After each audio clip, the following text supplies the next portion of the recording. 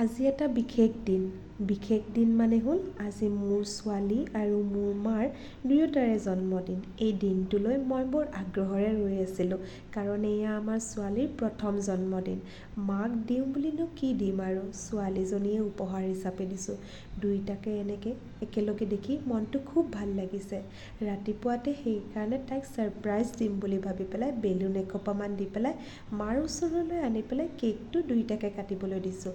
এনেদৰে কৰি কিবা তাইৰ মুখত হাঁহি দেখি, মাৰ মুখত অকণমান হাঁহি দেখি মনটো ভাল লাগি গৈছে।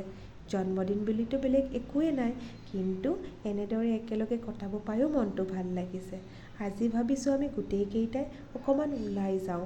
ওচৰতে দৌল গোবিন্দ মন্দিৰ, সেইকাৰণে এনেকৈ দৌল গোবিন্দ মন্দিৰৰ বাবে আমি গোটেইকেইটাই ওলালোঁ। ছোৱালীও অকণমান ওলাই গৈ ভাল পাইছে।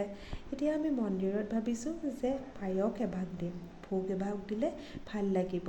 তাইও অকণমান মন্দিৰৰ এটা আভাস পাব। মা এনেদৰে গৈ পেলাই মন্দিৰৰ সন্মুখতে অলপ বহি লৈছে, কাৰণ পূজাৰী তেতিয়ালৈ অহাই নাই।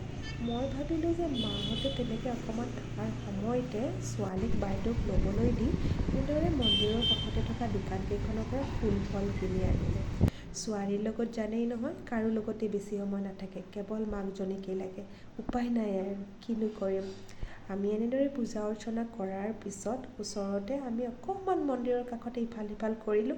তাৰপিছত গোটেইকেইজনে আমি মন্দিৰৰ কাষতে অকণমান বহিলোঁ। খুব ভাল লাগে। আজি পিছে মোৰ আৰু অন্য এটা কামো আছে। আমি গোটেইকেইজনে ওচৰত থকা এটা আশ্ৰমলৈ যাম বুলি ভাবিছোঁ। আশ্ৰমত কেইজনীমান ছোৱালী আছে, তাত গৈ পেলাই সিহঁতৰ লগত অকণমান সময় কটাওঁ বুলি ভাবিছোঁ, কাৰণ সদায় এঘেমীয়া কাম এটা কৰি ভাল নালাগে।